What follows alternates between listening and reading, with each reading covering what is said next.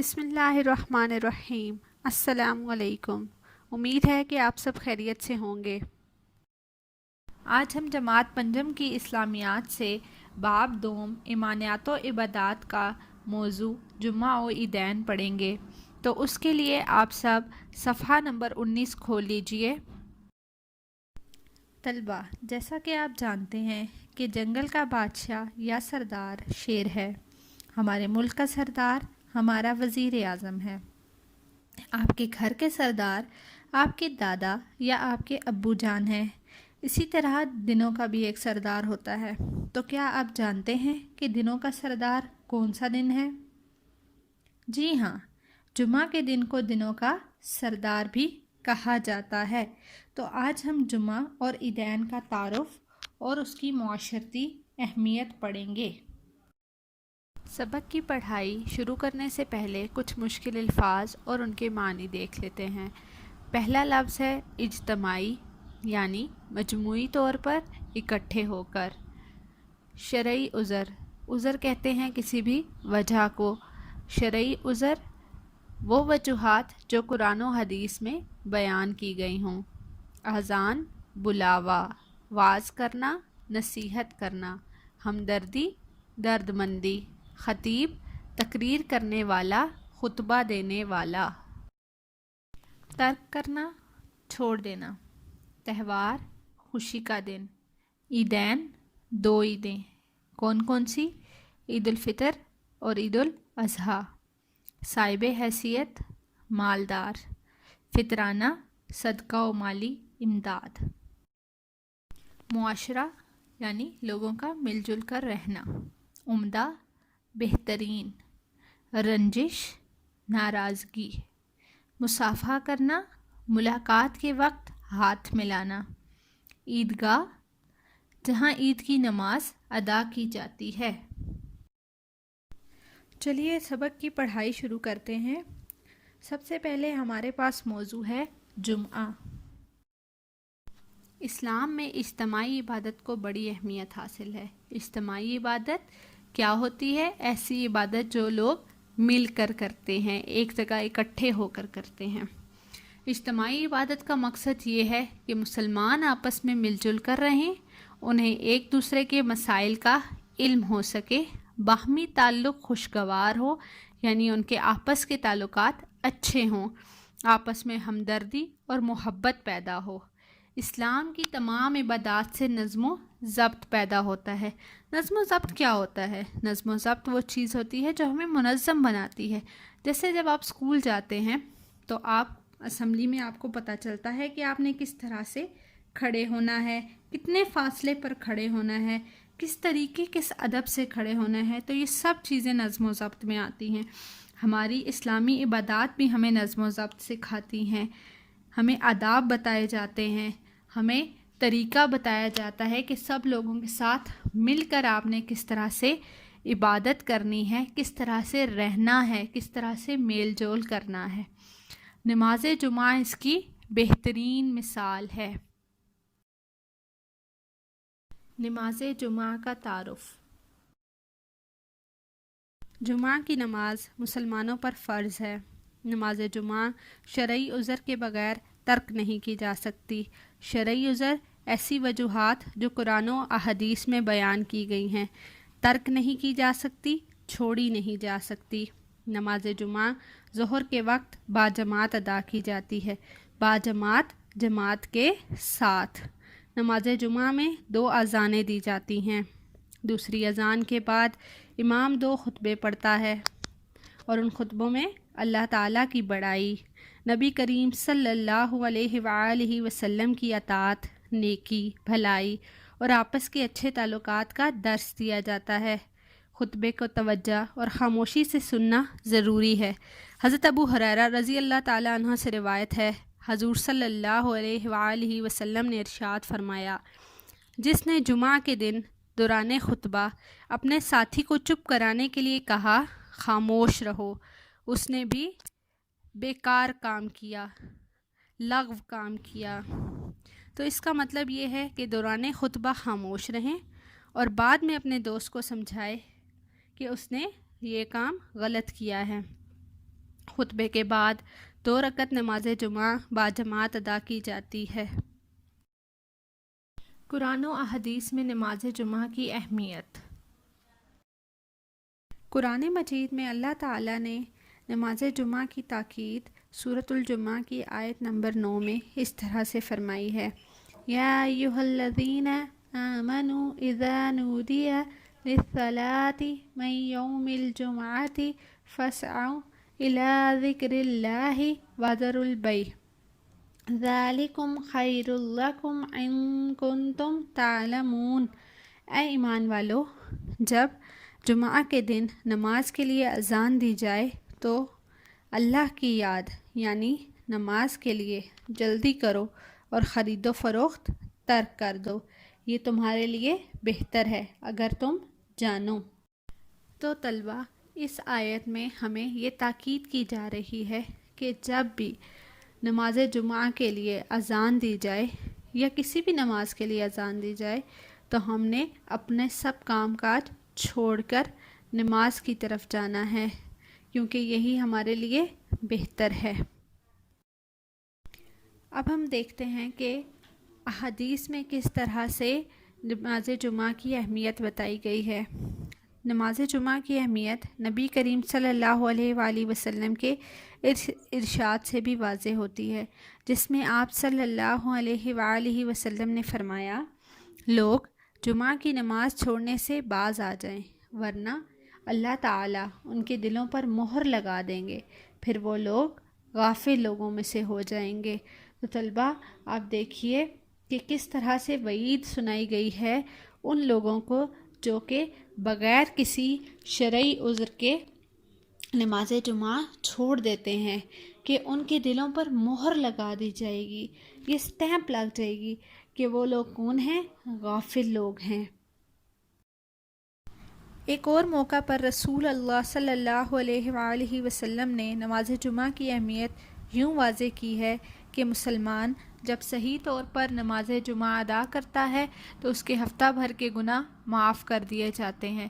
یہاں پہ انعام کا ذکر ہو رہا ہے کہ جو لوگ صحیح طریقے سے نماز جمعہ ادا کرتے ہیں تو ان کو کیا انعام ملتا ہے؟ ان کے ہفتہ بھر کے گناہ معاف کر دیے جاتے ہیں۔ نماز جمعہ کے آداب۔ نماز جمعہ کے لیے نہا کر، صاف کپڑے پہن کر اور خوشبو لگا کر مسجد میں جانا چاہیے۔ نماز جمعہ کے لیے مسجد میں جلدی جانا چاہیے۔ کیوں جلدی جانا چاہیے؟ کیونکہ جو شخص سب سے پہلے مسجد میں نماز جمعہ کے لیے جاتا ہے اسے اونٹ کی قربانی کے برابر ثواب ملتا ہے۔ اونٹ کی قربانی کے برابر ثواب کا کیا مطلب ہے طلبہ؟ اس کا مطلب ہے اس کو سب سے زیادہ ثواب ملتا ہے۔ مسجد میں جہاں جگہ ملے وہیں بیٹھ جانا چاہیے۔ جب آپ نماز کے لیے جائیں، اسپیشلی بوائز جاتے ہیں نماز کے لیے، تو آپ کو جہاں پہ بھی جگہ ملے آپ وہیں بیٹھ جائیں۔ آپ نے دوسروں کو پھلانگ کر آگے جانے کی کوشش نہیں کرنی۔ یہ نماز جمعہ کے آداب کے خلاف ہے۔ نماز جمعہ سے قبل امام خطبہ دیتا ہے، اس خطبے کو توجہ اور خاموشی سے سننا ضروری ہے۔ جمعۃ المبارک کی معاشرتی اہمیت۔ اسلام مل جل کر زندگی گزارنے پر زور دیتا ہے۔ جمعۃ المبارک کے دن مسلمان جامع مسجد میں اکٹھے ہو کر نماز پڑھتے ہیں۔ اب یہاں پر دیکھیے مسجد میں اور جامع مسجد میں کیا فرق ہوتا ہے۔ آپ دیکھتے ہیں آپ کے علاقے میں بہت سی مساجد ہوتی ہیں، لیکن سب مساجد میں جمعہ کی نماز یا عیدین کی نماز ادا نہیں کی جاتی۔ کچھ مخصوص مساجد ایسی ہوتی ہیں جہاں پر یہ نماز ادا کی جاتی ہے، تو اس مسجد کو کہتے ہیں جامع مسجد۔ اس موقع پر عوام کی اصلاح کی خاطر علماء روحانی، اخلاقی اور معاشرتی معاملات کے موضوع پر وعظ کرتے ہیں، نصیحت کرتے ہیں۔ جمعہ کے دن مسجد میں اکٹھے ہونے والے مسلمان خطیب کے وعظ کو پوری توجہ سے سنتے ہیں، معاشرے کے مسائل کو حل کرنے کے لیے اپنے آپ کو تیار کرتے ہیں۔ نماز جمعہ کی بدولت مسلمانوں کے آپس کے تعلقات خوشگوار ہوتے ہیں۔ آپس میں محبت اور ہمدردی پیدا ہوتی ہے اور معاشرے میں امن اور بھائی چارہ قائم ہوتا ہے۔ ہمارا اگلا موضوع ہے عیدین۔ اسلام میں خوشی کے جو تہوار منائے جاتے ہیں ان میں سے ایک عید الفطر اور دوسرا عید الاضحیٰ ہے۔ یہ تہوار ایک طرف تو مسلمانوں کو اللہ تعالیٰ کا شکر ادا کرنے اور دوسری طرف ایک دوسرے سے میل جول اور نادار مسلمانوں کی مدد کا ذریعہ بھی بنتے ہیں۔ یہ تہوار ہمارے میل جول کا ذریعہ کیسے ہوتے ہیں؟ دیکھیے، عید کے موقع پر ہم اپنے رشتہ داروں کی طرف جاتے ہیں، اپنے دوستوں سے ملتے ہیں، اپنے محلے داروں سے ملتے ہیں۔ اسی طرح نادار مسلمانوں کی مدد کیسے ہوتی ہے؟ یہ دیکھیے، عید الفطر کے موقع پر فطرانہ دیا جاتا ہے، عید الاضحیٰ کے موقع پر قربانی کا گوشت بانٹا جاتا ہے۔ تو اس طرح سے ہم اپنے نادار مسلمانوں کی مدد کرتے ہیں۔ یہ تہوار مسلمانوں کی اجتماعی زندگی کا عملی مظاہرہ ہے۔ عید الفطر، جسے ہم چھوٹی عید، میٹھی عید بھی کہتے ہیں۔ عید الفطر رمضان المبارک کے روزے مکمل ہونے کی خوشی میں یکم شوال کو منائی جاتی ہے۔ کب منائی جاتی ہے؟ یکم شوال کو منائی جاتی ہے۔ اللہ تعالیٰ نے مسلمانوں کو حکم دیا ہے کہ وہ عید الفطر کے موقع پر فطرانہ ادا کریں۔ اب فطرانہ کیا ہوتا ہے؟ فطرانہ ایک صدقہ اور مالی امداد ہے جو غریبوں اور مسکینوں کو دیا جاتا ہے۔ صدقہ فطر عید الفطر کی نماز ادا کرنے سے پہلے ادا کیا جاتا ہے۔ اب یہ صدقہ فطر پہلے کیوں ادا کیا جاتا ہے؟ اس لیے کہ غریب اور مسکین لوگ بھی عید کی خوشیوں میں شامل ہو سکیں۔ عید الاضحیٰ، بڑی عید، قربانی والی عید۔ عید الاضحیٰ ماہ ذی الحج کی 10 تاریخ کو منائی جاتی ہے۔ یہ عید حضرت ابراہیم علیہ السلام کی عظیم قربانی کی یاد میں منائی جاتی ہے جو آپ علیہ السلام نے اللہ کے حضور پیش کی۔ وہ قربانی کیا تھی جو انہوں نے اللہ کے حضور پیش کی؟ ایک دفعہ حضرت ابراہیم علیہ السلام نے خواب دیکھا کہ وہ اپنے پیارے بیٹے حضرت اسماعیل علیہ السلام کو اللہ کی راہ میں قربان کر رہے ہیں۔